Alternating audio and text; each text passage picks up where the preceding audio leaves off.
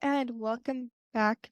Hello and welcome back to another episode of Masked Monologues. Today I have with me Aly Cardinalli, and he is a performing arts specialist. Can you tell us a little bit about what you do and why you got started? Everyone, my name is Aly Cardinalli. I am a performing arts specialist, which means that I am a master choreographer. I am an expert in 17 different styles of dance. I'm also an Wow. award-winning director. I just finished directing my 1/6 production, and I'm also a vocal coach, which means specifically that I have an understanding and ability to train 7 different styles of singing technique. Wow, that's amazing. Can you tell me how this entire journey, all your experiences, your knowledge started off? Sure. I started as I was one of those children that was a prodigy child in the dance world. When I was 13, I begged my parents to let me take dance classes because my childhood dream was actually to be a backup singer for Barry Manilow. And I knew that I had to be able to dance and sing. And I was like, dancing takes a lot of time. Mhm. So my parents put me in dance classes finally at 13, and I had an extreme prowess to the art form. And by 16, I had my first professional job. Wow, that's wonderful. Can you tell me some of the styles of dance that you initially started off in and how that corresponded to all the styles of dance you do now? I believe you said 17, is that correct? Yes, 17 Okay. miles. Sure. So I started formally learning classical ballet and Broadway tap or rhythm tap. And then I also went into jazz, which has changed over the years. So I first started learning those three techniques, which I think is pretty standard for people. When I went to college, I then started to learn modern, and I learned 4 different types of modern dance. And I also learned contemporary ballet and African dance. So I started to really reach outside of the classical realm. With that, I have always been a prodigy in how quickly I learn movement and Yes. then able to reproduce and teach it. So I reached out. I learned in African dance. When we as Americans talk about African dance, what people generally mean is West African dance. But I didn't just learn West African, I also learned African American based in enslaved people's dances through racial as I went on into church based movements, etc. And Central African dances, along with a few dances from South Africa and Senegal, other dances throughout the continent. Yes. It seems as though you were heavily invested in the dance community. Can you tell me how you were able to branch out into vocal performance? And also, I know that you do Broadway, is it, or musical theater?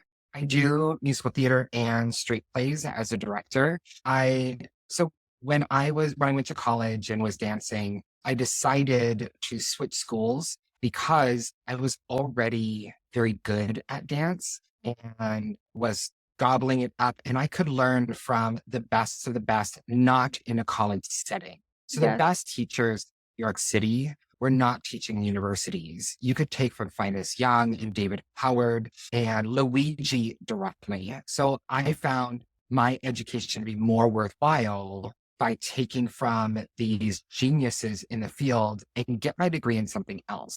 So I got my degree in music and theater. Oh, and can you tell me about the entire process of obtaining a musical degree and also theater? Because you wanted to branch out, extend your knowledge, so it must have been almost a different field that you were dabbling in. I know that music and dance are they're correlated, they're interconnected, but it's definitely with music, you have the theory behind it, the composition. Can you tell me exactly what you focused on in music? I know you said vocal performance, but how did you change your mind frame, your mindset, and just pick up the knowledge that you would when attaining a musical degree? Absolutely. I went this direction because I've always been a teacher, creator, director. That's who I am deep in my soul. Even though I made a lot of money as a performer, it wasn't who I am. It was just a side job to help give validity to me as a teacher. I was choreographing a show, a musical theater production, co-choreographing, and I was told by the director, you should stick to real dancers because you're bad at understanding how actors and singers work. And that I was like, the great motivation in life for creators, I think, is naysayers. People who tell you you can't do that. Yes. So I went, screw you. And I was going to learn how singers and actors operated by getting the same degree so that I would be more effective as a choreographer. And in the process, of course, fell in love with singing and with acting. Yes. No, I guess one Oh, go ahead. Sorry, you cut out for a second there. It's all right, I'll edit it out. But I was just saying that once you're in that dance mindset where everything is dance, and then you're told that you have to do a musical or at least work with singers and actors, it can be difficult to transition into that mind frame. So did you find that you had a little bit starting out? I did. Classical dancers are so regimented, and the culture for dancers is you don't get an opinion, you just do as you're told. Mm. And singers and actors are much more collaborative by nature. Yes. And so that adjustment was very difficult. In fact, that's why the director I was working with, and it was your good man, Charlie Brown, the director I was working with, she brought me in a backwards way. She brought me to the Rockettes rehearsal and she sat me down and she said, what do you see? And I pointed out all of the things that I saw that were not correct, which were very little because they're the Rockettes. Yes. I saw a few things. And she said, it's because of that eye that you shouldn't work with singers because singers don't need that kind of precision. They're going to tell a different kind of story. Yes.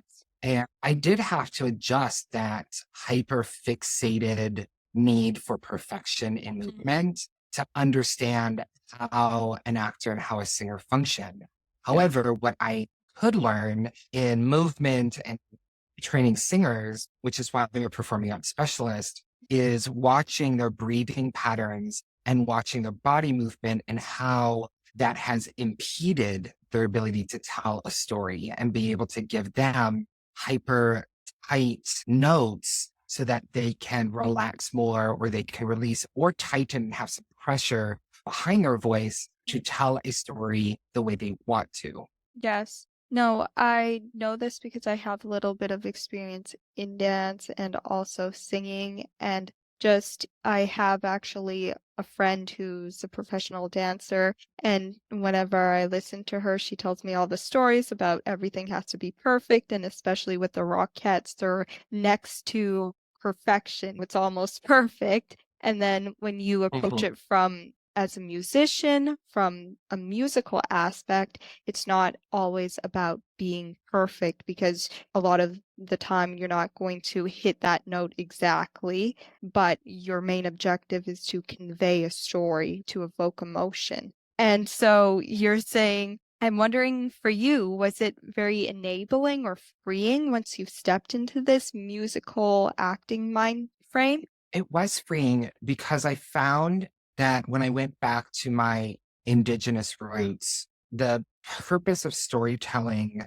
is to remind us, and the purpose of art is to remind us of our humanity. And if we are too perfect, then we don't see the human behind the artist. Yes, no, that's a wonderful message. Can you tell me how a singer or a performer can connect back to that feeling of just being authentic, being genuine, and trying to convey that message to the audience and evoking emotion essentially instead of focusing on those small minor details that other people might be oblivious to? Sure. My advice is really simple. It's train really hard. And when it comes to the performance time, trust your training and focus on the story. Don't focus on the validation of the audience. Don't focus on what someone might think of you, because if you're focusing on those things, you're not focusing on the story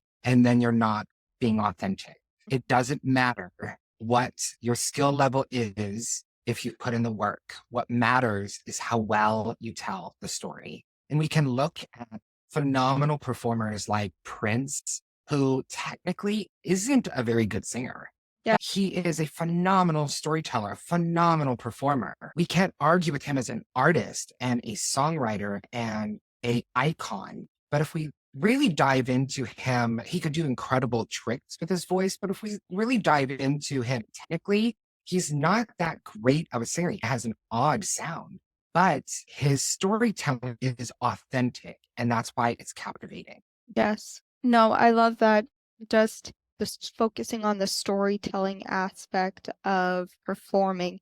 Can you tell me an example of you working with a client and maybe they're a little bit frightened, they're just not unable to put themselves out there and how you help them through that?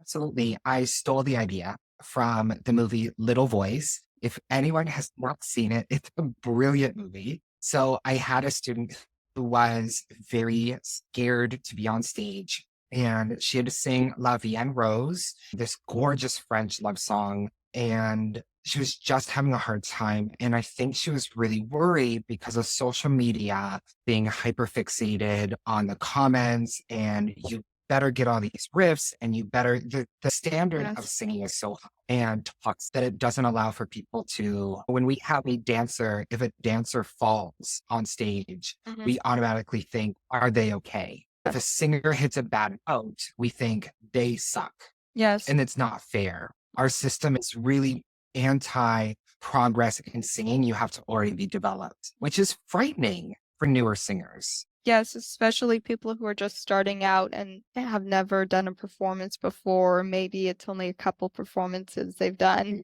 And it's an unfair judgment system that we have in our society. So I took the idea from a little voice where I still put her on stage and I had her backlit and I had her facing upstage. That way, she's looking into bright lights. The audience is just looking at a black silhouette and she's not facing them. And just focus on the story. Just sing the song because you can't see anyone. You don't even know who's there. It could be a rehearsal without anyone in the room. You wouldn't know.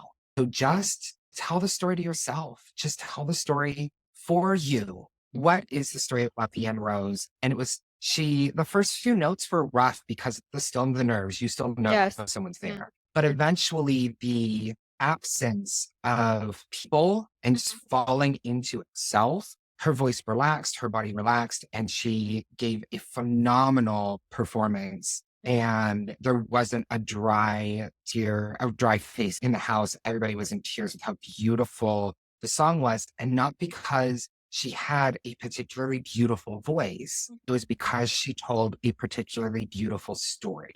Yes. No, I love that entire message. I want to ask you a little bit about, you touched on it briefly, social media. So that impacts a lot of singers, I find, where instead of going online and just posting a video of them singing, they're afraid to see what other people might comment, their followers, their friends, or family. How would you overcome that fear and just set those messages aside and focus on the music, what truly matters? Absolutely. I think everyone needs a mentor so that you can get your advice from a professional and only trust them. You do need criticism and critique because that's how we grow. We all need teachers. After that, no one's voice matters. Don't read the comments. If they don't pay your bills, pay them no mind. Mm. Just don't read the comments. You need exposure. You need practice in performing. Get out there and don't worry about the validation, worry about the story. And if your technique isn't good, you just keep improving it. We just keep Yes. moving forward. We're always evolving as artists. Every single artist is always, every good artist is always learning and evolving. Once we're stagnant, the paint goes bad. Yes. And I want to ask, with musical theater, can you talk a little bit about some of the shows that you've helped direct and produce, maybe the choreography, the song selection, whatever aspects you need to work on when writing or being part of the musical performance? Oh, sure. For musical theater, I have, I just finished directing Kinky Boots, which was a sold out production, the fastest selling show in Hawaiian history. I just did that out on Maui, and it was a massive hit. I've directed Cats. I have choreographed Chicago, The Wedding Singer, The King and I, Sound of Music. I've directed Victor Victoria, Bat Boy. So just an awful lot of musicals. When people are auditioning for those shows, when the musical directors say, pick a song similar to the show, what they really want to hear is, do you fit in this show? Can you sing? So I encourage people every time you're on stage, whether it's an audition or cabaret or even an open mic night, sing what you're good at. Know your voice and sing what you're good at. Don't try to impress anyone. Don't try to be something for someone else. Do you well. So instead of everybody going to a Chicago audition and singing Cabaret from Cabaret, the best thing you do is if you sing, if you're let's say a woman in Yellow Brick Road by Elton John really well, and you sing it really well, we want to hear that because that's someone that we can cast. Great. Yes. You sound fantastic. I can sing. No, I love that. I feel as though a lot of singers get caught up in doing what they believe is expected of them as opposed to what fits their voice. Everyone has a different voice style. It's unique. Maybe they have a better lower range, or it's a higher range, or it's a mid range, wherever you are on the spectrum, the scale.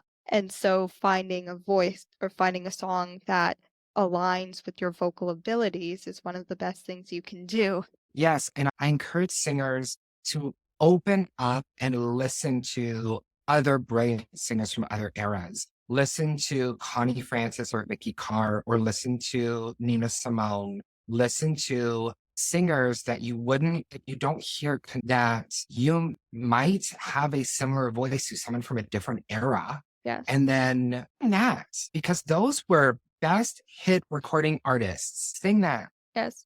And I know, are you usually the director of the entire performance or the musical theater performance, or do you specialize in a specific area? I don't. So as a performing arts specialist, because of my breadth of knowledge, I'm a catch-all. So if Yes. someone needs a director, then I direct the entire piece. If someone needs a specific choreographer, then I fall under the director and I choreograph. If someone needs a musical director, I train the singers and organize orchestra. And if someone even needs a lighting designer, I'll step in and I can Mm. design the lights, etc. The peak of my career in the performing arts, I would say that was when I was the dean of my own performing arts school that was in Maryland. And we did have to close down. Many schools did during the pandemic, and we were Yes. not able to reopen. We Sorry about had that. thank you. It was uh, it was sad and very difficult grieving process to let it go. The Yeah. school put on 8 performances, 8 full-length performances a year,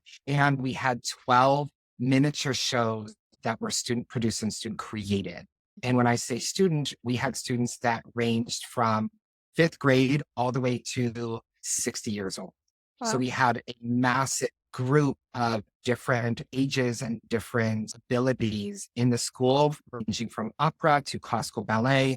And again, different gifts. We had choreographers and directors and songwriters, all just giving of themselves and learning how to develop their own gifts and how they fit into show business. Yes. And you seem as though you're someone who wears a lot of hats. Is there one particular hat that you enjoy more than the others? Maybe it's being a choreographer, or is it being an overall director? Is it being a teacher?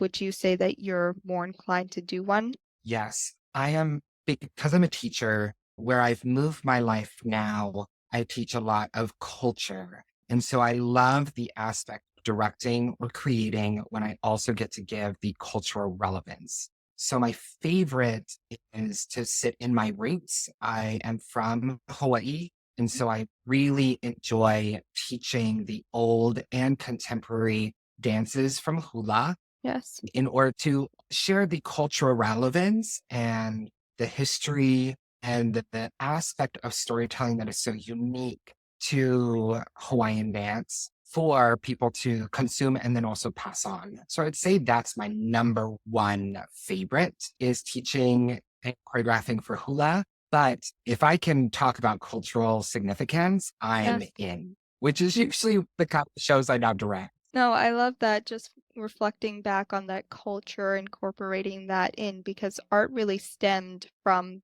different cultures, right? It's a form of expression, and you go back in history and you find all these cultures who would do different forms of art, and that's how it really came to fruition in modern day society. Exactly. Yeah, so I want to ask, is there anything that you did that you believed really stretched outside of your comfort zone? And when you first started it, you were a bit reluctant, a bit hesitant. And how did you overcome that, basically that barrier? Yes, I always will tell the same story. When I was 19, I was cast in Orpheus Descending, a part of Orpheus Descending by Tennessee Williams as, oh my gosh, it was so long ago. I think his name is Valentino. And he is a Cajun, about 30 years old, straight male prostitute, of course, from the Bayou. And I was 19 gay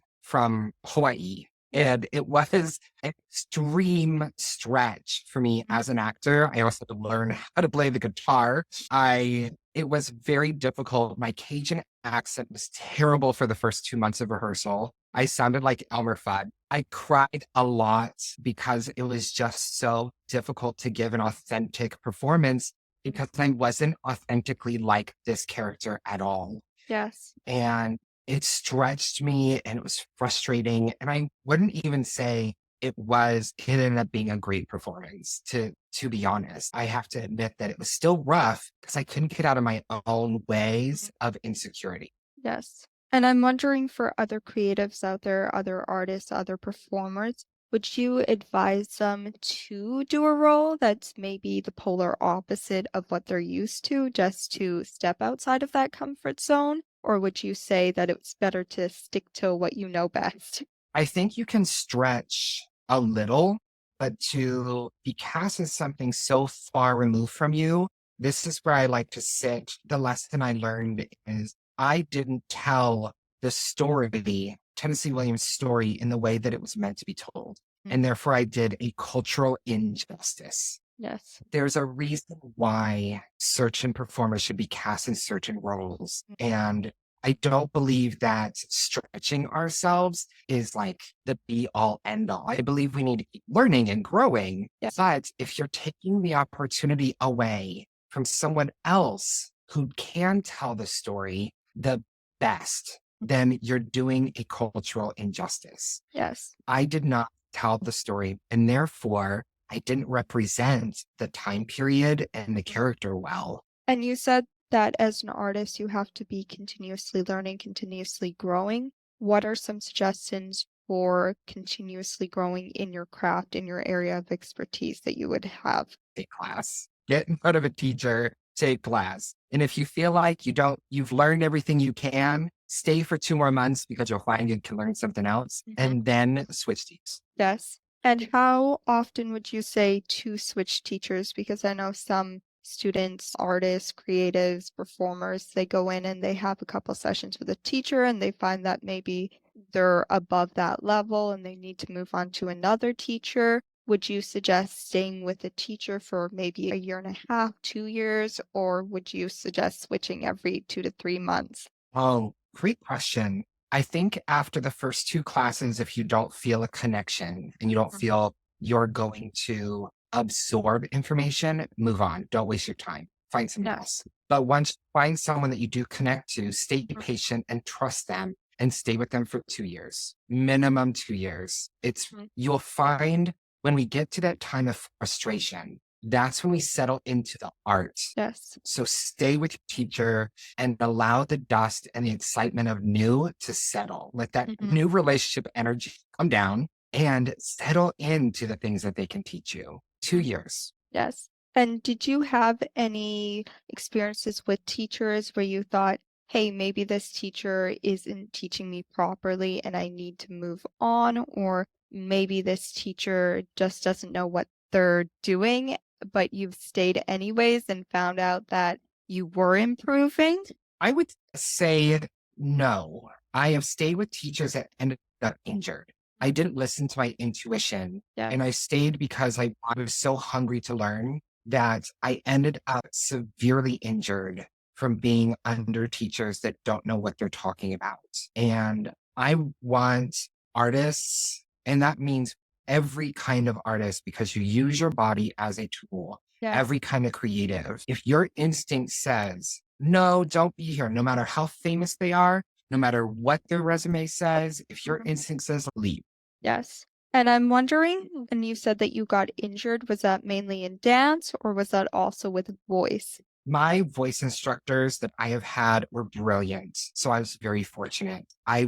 They were brilliant women to understand the human voice and the breadth of knowledge I got to absorb from them. Yes. I will forever grateful.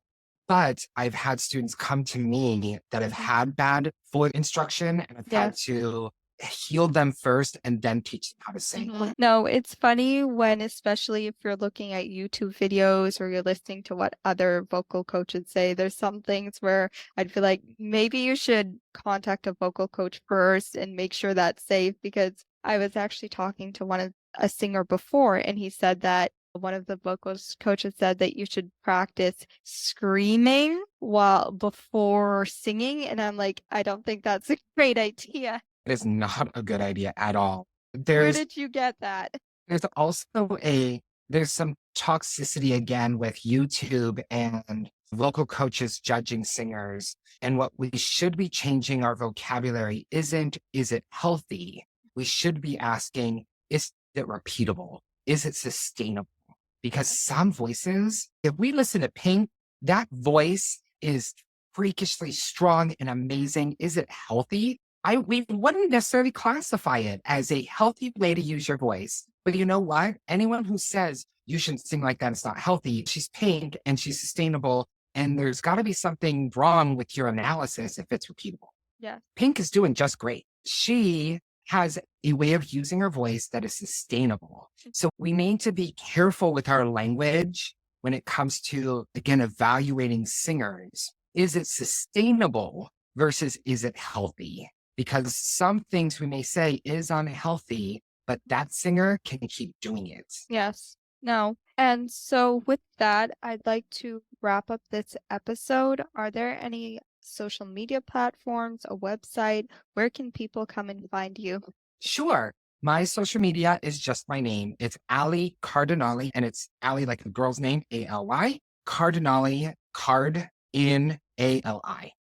If you type that in, you'll find all my social media platforms and also my website is the same. It's myname.com. I am the head teacher at the largest academy for witchcraft and psychic development, which is where I moved from the performing arts. Yeah. I followed my indigenous roots and I teach there where I teach indigenous culture as related to spirituality. And I have my own private practice. So you can find all that through my website. They're all connected. And if anyone's just Googles my name, you'll find me. Okay, thank you so much. And if you listeners like this podcast episode and you want more episodes like this, please share with a friend or family member. And yeah, we'll see you next time.